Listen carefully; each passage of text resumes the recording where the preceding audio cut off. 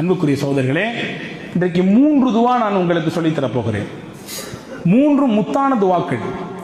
ஒன்று, குர்ஆனில் அதிகமாக பெயர் சொல்லப்பட்ட ஒரு நபி.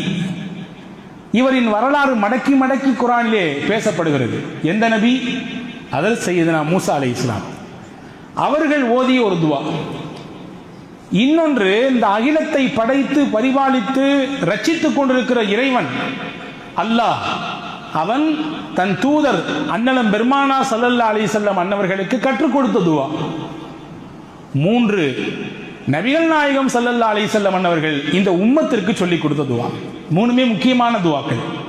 ஒன்று மூசா அலைஹிஸ்ஸலாம் ஓதிய துவா, இன்னொன்று அல்லாஹ்வே கற்றுக் கொடுத்த துவா, 3 நபிகள் நாயகம் ஸல்லல்லாஹு அலைஹி வஸல்லம் பல்வேறு துவாக்கள் கற்றுத் தந்திருக்கிறார்கள். நம் வாழ்க்கைக்கு தேவையான ஒரு துவா.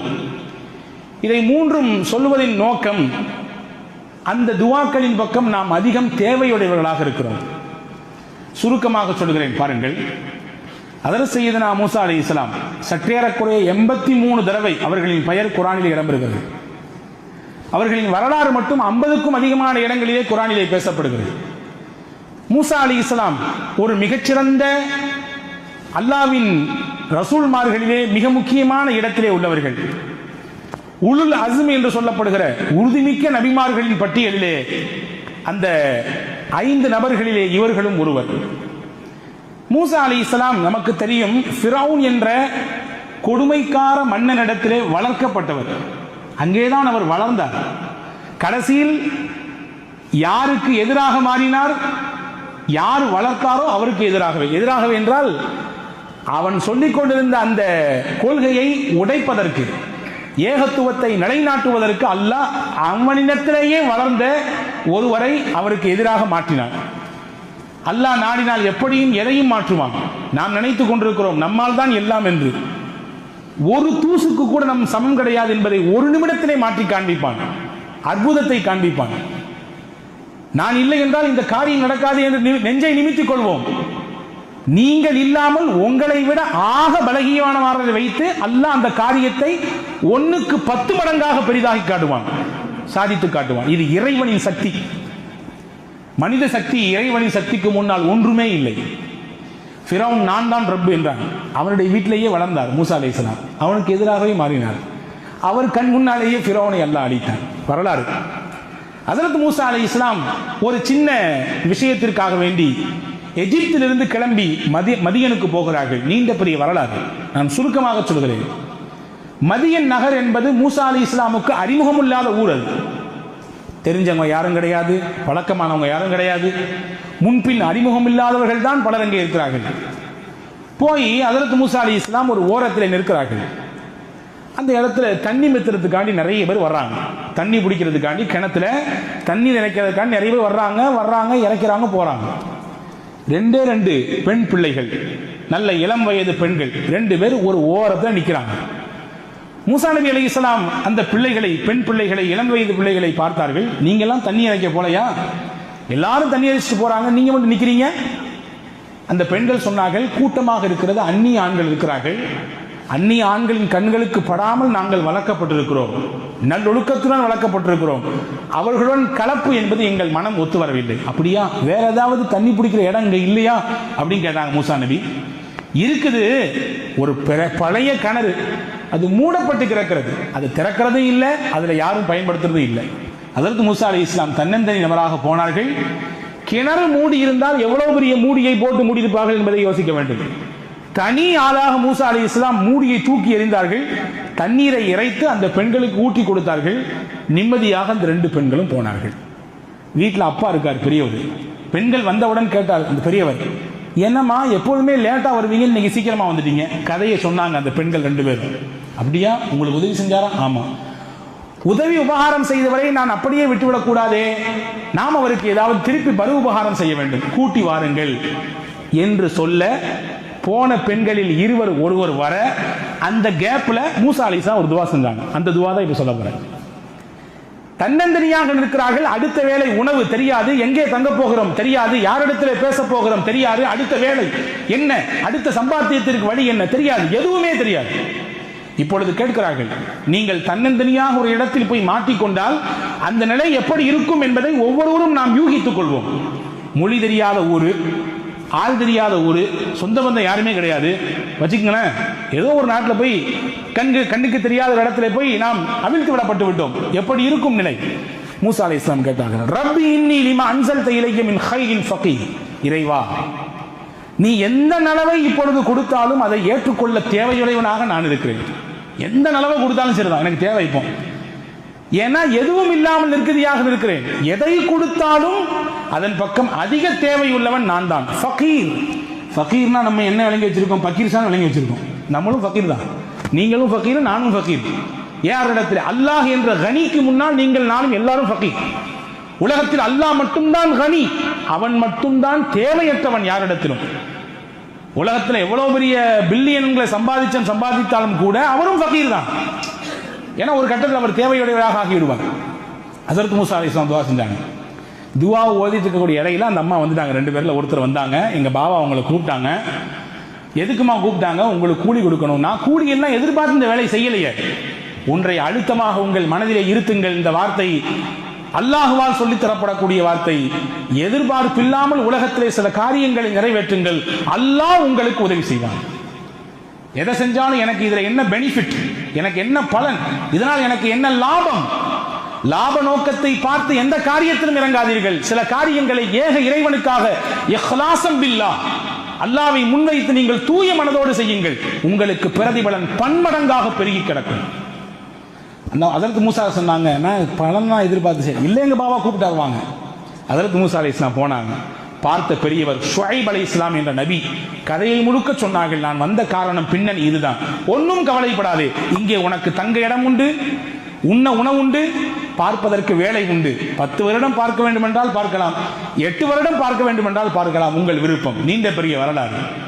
அதற்கு அடுத்து ஷுஐப் அலைஹிஸ்ஸலாம் தன் 2 மகளில் ஒரு பிள்ளையை அவருக்கு நிக்கா செய்து கொடுத்தார்கள். மூசா அலைஹிஸ்ஸலாம் மதியன் என்ற ஊரில் இருந்து மறுபடியும் எஜிப்த் என்ற நகரத்திற்கு ஹஸரத் மூசா அலைஹிஸ்ஸலாம் போனார்கள். எப்படி போனார்கள்? வரலாறு சொல்கிறது, நபியாக போனார்கள். மதியனுக்கு வருகிற பொழுது அவர் வெறும் மூஸா இப்னு இம்ரான், அவர் ஒரு சராசரி மனிதர். மதியனை விட்டு மறுபடியும் எஜிப்திற்கு போகிற பொழுது அவர் மூசா கலீமுல்லா, அல்லாஹ்வின் கலீம், ரசூலுல்லாஹா போனார். இது எல்லாம் எப்படி கிடைத்தது? அந்த துவாவின் பரக்கத்தால் கிடைத்தது. என்ன இணைத்து அந்த துவாவை செய்கிறோமோ அது கிடைக்கும். பெருமக்கள் சொல்கிறார்கள், பொண்ணே கிடைக்கல பையனுக்கு, யக்கீனோடு நீங்கள் இந்த துவாவை ஓதுங்கள், நல்ல பெண் கிடைக்கும். வேலையே கிடைக்கவில்லை, தகுதியான படிப்பு படித்திருக்கிறேன், வேலை இல்லாமல் திண்டாடுகிறேன், யக்கீனோடு நம்பிக்கையோடு இந்த துவாவை ஓதுங்கள், நல்ல வேலை கிடைக்கும். லாபமே கிடைக்கல, முதல்ல போட்டு உட்கார்ந்திருக்க முடிச்சிட்டு என்ன செய்யறது? யக்கீனோடு இந்த துவாவை ஓதுங்கள். நாவால் ஓதக்கூடாது, சும்மா பேருக்கு தஸ்பீகை 4 தஸ்பீகை உருட்டுவது போன்று உருட்டக்கூடாது. உள்ளார்ந்த ஈடுபாட்டோடு இதை ஓதுங்கள், நல்ல லாபத்தை அல்லாஹ் தருவான். எனவே தான் குறிப்பா ஹஸரத் மூசா அலைஹிஸ்ஸலாம் கேட்கல, எனக்கு சாப்பாடு கூட இல்ல, எனக்கு தங்குறதுக்கு இடம் கொடுத்து கிடத்த கூட இல்ல, வேலையை கூட இல்லன்னு கேட்கல. எப்படி கேட்டாங்க? லிமா அன்ஸல்த இலைய மின் கைரின் ஃபகீர், என்ன நலவை கொடுத்தாலும் அது எனக்கு தேவை. 19 கேட்டாங்க. அல்லாஹ் எல்லாத்தையும் சேர்த்து கொடுத்தான் மொத்தமா. ஒரு துவா இது மூசா அலைஹிஸ்ஸலாம் கேட்ட துவா. 2வது, நபி ஸல்லல்லாஹு அலைஹி வஸல்லம் அவர்கள் ஒரு நாள் அதிகாலை ஃபஜர் தொழுகைக்கு தாமதமாக வர்றாங்க. எவ்வளவு நேரம் தாமதம்? சூரியன் உதித்து விடுமோ என்று அச்சப்படும் அளவிற்கு தாமதமாகி விட்டது. ரசூலுல்லாஹ் வந்தாங்க, தொழ வச்சாங்க, சஹாபாக்கள் நோக்கி திரும்பி உட்கார்ந்தாங்க. நபி தோழர்கள் கேட்டார்கள், யா ரசூலல்லாஹ், இன்னைக்கு தாமதமாக வந்ததற்கு என்ன காரணம்? நபி ஸல்லல்லாஹு அலைஹி வஸல்லம் சொன்னாங்க, இரவின் பிற்பகுதியிலே எழுந்து வணக்க வழிபாடு செய்வது என் வழக்கம். அந்த மாதிரி இன்னைக்கு நான் எந்திரிச்சேன், தஹஜ்ஜுத் தொழுதுட்டு கொஞ்சம் கண்ணை மூடினேன், ஒரு சின்ன தூக்கம். அந்த தூக்கத்தில் என் ரப்பை நான் பார்த்தேன். ரப்பு என்னிடத்திலே கேட்டான், ஃபீமா யஹ்தஸிமுல் மலஉல் அஅலா, முஹம்மது அவர்களே, உயர்தரமான மலக்குமார்கள் எந்த விஷயத்திலே விவாதித்துக் கொண்டிருக்கிறார்கள் உங்களுக்கு தெரியுமான்னு கேட்டான். நான் கேட்டேன், தெரியாதுன்னு சொன்னேன். மறுபடியும் அதே கேள்வி கேட்டான், மறுபடியும் நான் தெரியாதுன்னு சொன்னேன். மறுபடியும் அதே கேள்வியை கேட்கறதுக்கு முன்னாடி ரப்பு தன் திருக்கரத்தை என் நெஞ்சில் வைத்தான். நபி சொல்கிறார்கள், என் நெஞ்சில் வைத்தான். அல்லாவின் திருக்கரம் பட்டவுடன் என் உள்ளமெல்லாம் குளிர்ந்து போனது. தலை முதல் உச்சி முதல் பாதம் வரை அப்படியே ஜில்லுன்னு ஆயிட்டு. அடுத்து அல்லாஹ் கேட்டான், இப்போ சொல்லுங்க மலக்குமார்கள் எந்த விஷயத்தில் விவாதித்துக் கொண்டிருக்கிறார்கள்? நான் சொன்னேன், ஃபில் கஃபாராத்தி வத் தரஜாத்தி, அடியார்கள் செய்யக்கூடிய பாவத்திற்கு பரிகாரம் என்ன என்ற விஷயத்திலும், அடியார்களின் அந்தஸ்தை அல்லாஹ் உயர்த்தக்கூடிய காரியம் என்ன என்ற விஷயத்திலும் அவர்கள் தர்க்கித்துக் கொண்டிருக்கிறார்கள், விவாதம் செஞ்சுட்டு இருக்காங்க. ஒருத்தர் இதை சொல்றாரு, ஒருத்தர் அதை சொல்றாரு.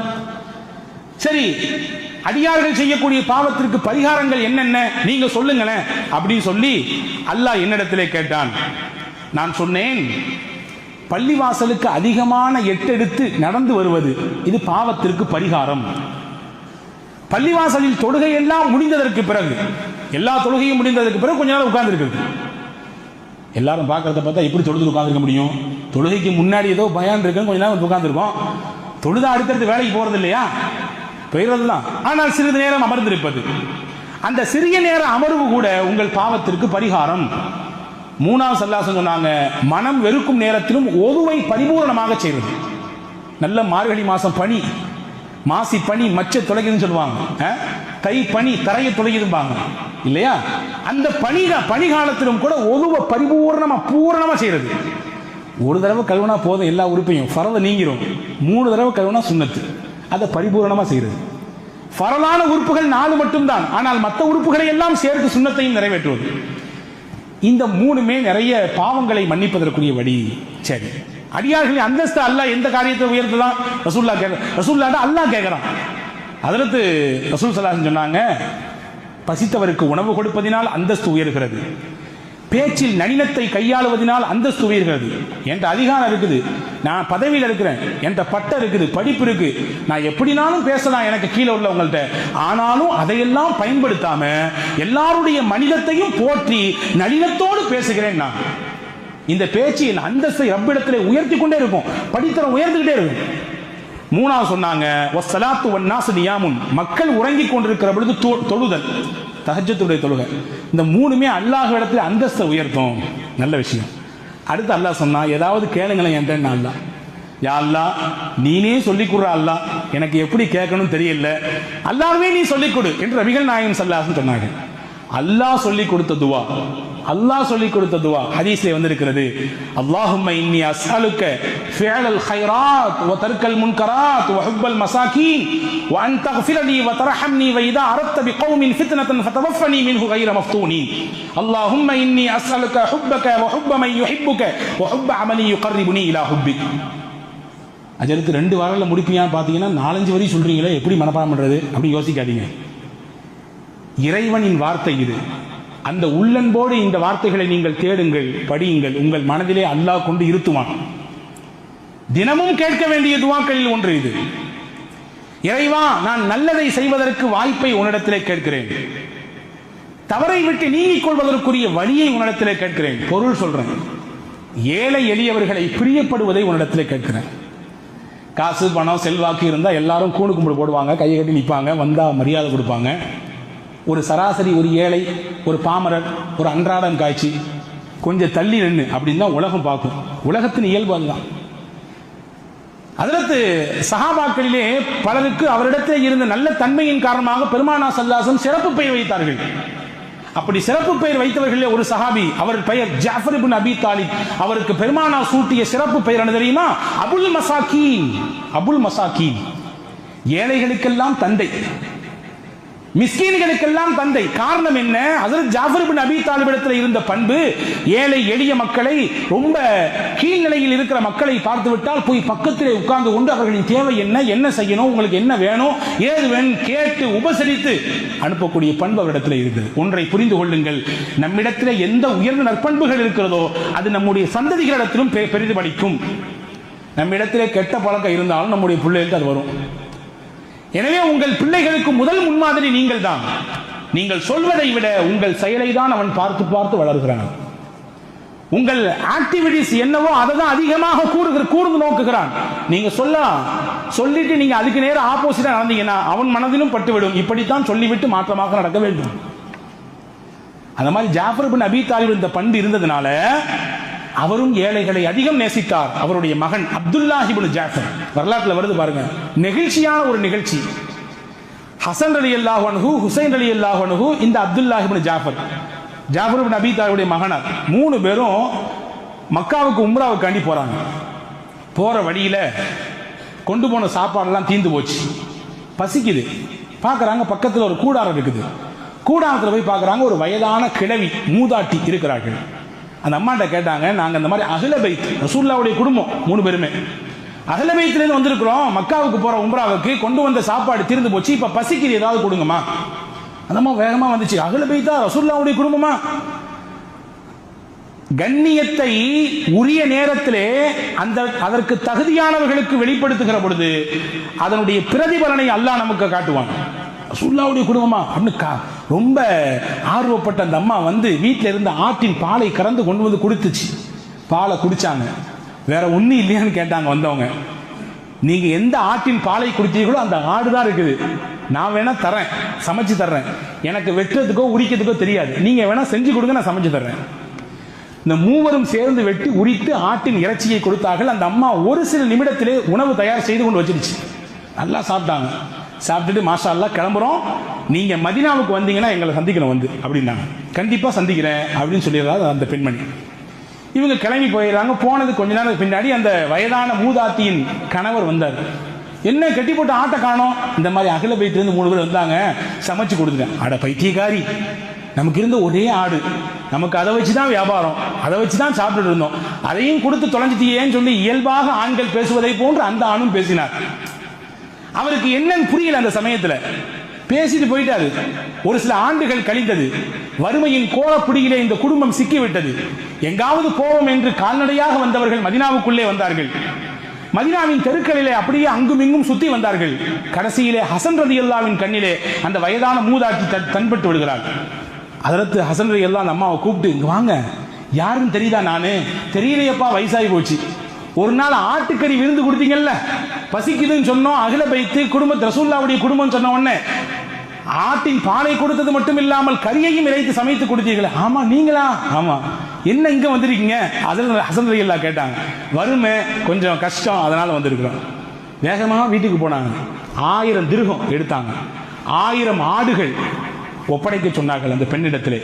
1000 கொடுத்துட்டு 1000 ஆட்டுகளையும் ஒப்படைக்க சொல்லிட்டு சொன்னாங்க, ஹசரத் ஹசன், என் தம்பி பக்கத்தில் ஹுசைன் இருக்கிறார், அவர்கிட்டையும் போங்க, நான் சொன்னேன், நான் 1000 ரூபாய் தந்திருக்கேன்றது சொல்லுங்க.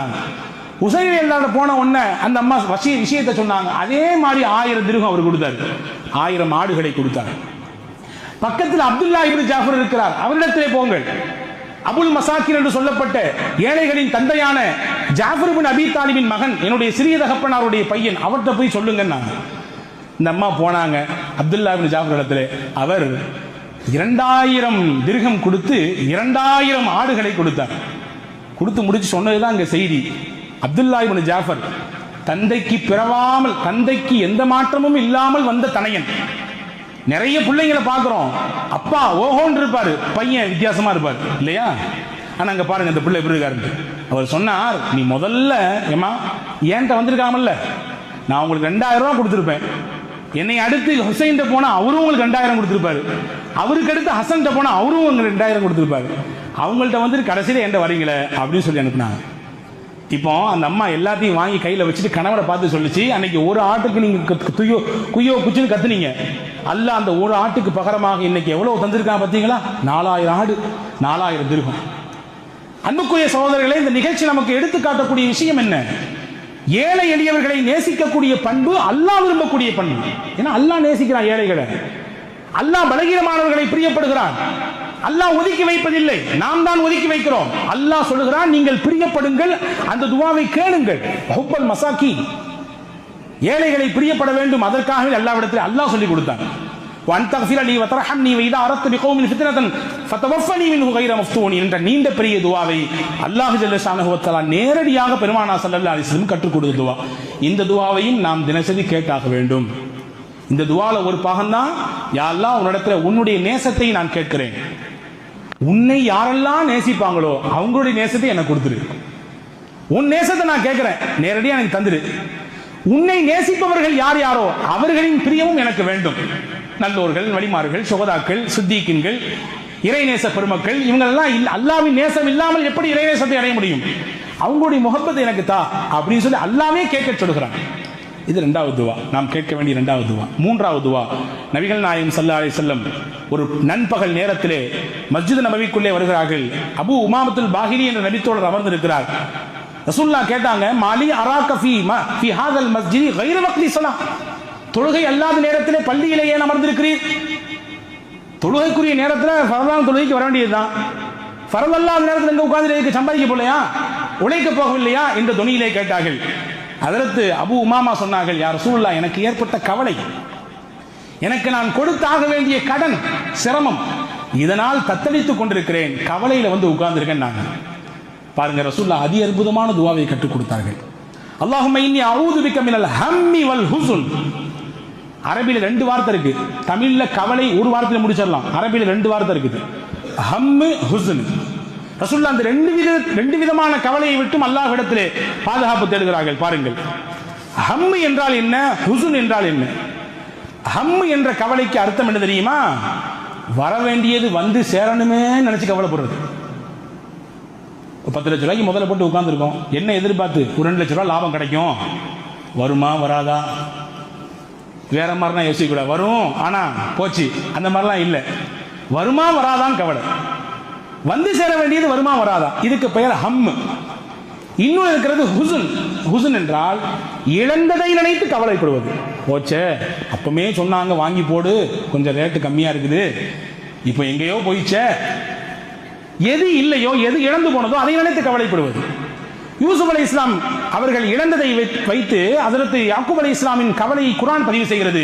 இன்னி அஷ்கு இன்னமா அஷ்கு பஸ்ஸி வ ஹுஸ்னி, நான் என் கவலையை என் ரப்பிடத்தில் முறையிடுகிறேன். ஹுஸ்ன்றாங்க ஹஜ்ரத் யாக்கூப் அலைஹிஸ்ஸலாம். என்ன கவலை யாக்கூப் அலைஹிஸ்ஸலாமுக்கு? தான் மகனை பறி கொடுத்த கவலை, இழந்துட்டாங்க. அப்ப இந்த 2 விதமான கவலையை விட்டும் அல்லாஹ் பாதுகாப்பு தருகிற இடத்திலே வஅஊது பிக மினல் அஜிஸி வல் கஸ்ல், சோம்பேறித்தனம் எனக்கு வரக்கூடாது, இயலாமை நான் ஆகிவிடக் கூடாது. வஅஊது பிக மினல் ஜுப்னி வல் புக்ல், கஞ்சத்தனம் என் வாழ்க்கையை எட்டி கூட பார்த்துடக்கூடாது, கோழைத்தனம் இதுவும் எனக்கு வேண்டவே வேண்டாம். வஅஊது பிக மின் கலபத்தி தைன் வ கஹ்ரி ரிஜால், கடன் மிகைத்து போவதை விட்டும் நான் உன்னிடத்திலே பாதுகாப்பு தருகிறேன், பிறரால் அடக்கி ஆளப்படுவதை விட்டும் பாதுகாப்பு தருகிறேன். சுதந்திரமா இருக்கணும் எல்லாருமே, யாரும் யாரையும் அடக்கக்கூடாது, யாரும் யாரையும் கடிவாளம் போட நினைக்கக்கூடாது. அப்படிப்பட்ட வாழ்க்கை எனக்கு வேண்டாம், நான் சுதந்திர புருஷராக இருக்க வேண்டும், பிறரிடத்திலே அடிமையை போன்றிருக்க வேண்டிய தேவை எனக்கு இல்லை. அல்லாஹ்வின் தூதர் ஸல்லல்லாஹு அலைஹி வஸல்லம் கேட்டார்கள், இதை சொல்லி கொடுத்தாங்க ஹஜ்ரத் அபூ உமாமாக்கு. ஹஜ்ரத் அபூ உமாமா சொல்றாங்க, இந்த துஆவை நான் ஓதுனேன், அல்லாஹ் என் கடனை எல்லாம் நீக்கிட்டான், என் கவலை எல்லாம் போக்கிட்டான். இப்ப இந்த 3 துஆக்களும் நம் வாழ்க்கையில் தவிர்க்க முடியாத துஆக்கள். வாழ்க்கையில் என்ன வேண்டுமானாலும் எந்த விஷயத்தை சாதிக்க வேண்டும் என்று நினைத்தாலும் மூசா அலைஹிஸ்ஸலாமின் துஆவை ஓதுங்கள், அல்லாஹ் உங்களை சாதிக்க வைப்பான், வழி செய்வான். ரப்பி இன்னி லிமா அன்ஸல்த இலைய மின் கைரின் ஃபகீர், உங்களுக்கு இறைவனின் முஹப்பத் வர வேண்டும், அல்லாஹ் உங்களை நேசிக்கணும், அல்லாஹ்வை நேசம் கொண்ட நேசர்களின் பிரியம் உங்களுக்கு வர வேண்டும் என்றால் அல்லாஹ் நேரடியாக நபிக்கு கற்றுக் கொடுத்த துஆவை ஓதுங்கள், அல்லாஹ் உங்கள் வாழ்க்கையிலே இறைவனின் நேசத்தை தருவான். அல்லாஹ்வின் முஹப்பத்து கிடைச்சா அதை விட வேற என்னங்க வேணும் உலகத்துல? பெருசு இருக்காக ஏதாவது கிடையாது. உங்கள் வாழ்க்கையில் கவலையா, கஷ்டமா, சோகமா, துன்பமா, கடன் தொந்தரவா, இதெல்லாம் நீங்க வேண்டும் என்றால் அல்லாஹ்விடத்திலே நபிகள் கற்றுக் கொடுத்த இந்த துஆவை, அல்லாஹும்ம இன்னி அஊது பிக மினல் ஹம்மி வல் ஹஸ்ன் என்ற துஆவை ஓதி வாருங்கள், அல்லாஹ் அதையெல்லாம் போக்குவான். ஆக இந்த 3 முத்தான துஆக்களை ஹஜ்ரத் மூசா ஓதிய துஆ, ஹஜ்ரத் ரசூலுல்லாஹ்வுக்கு அல்லாஹ் கற்றுக் கொடுத்த துஆ, ஹஜ்ரத் ரசூலுல்லாஹ் இந்த உம்மத்துக்கு கற்றுக் கொடுத்த துஆ ஓதி வருவோம், வளமான வாழ்க்கையை வாழ்வோம். வல்ல ரஹ்மான் தௌஃபீக் செய்வானாக. ஆமீன். வாஹிரு தாவான் அல்ஹம்துலில்லாஹி ரப்பில் ஆலமீன்.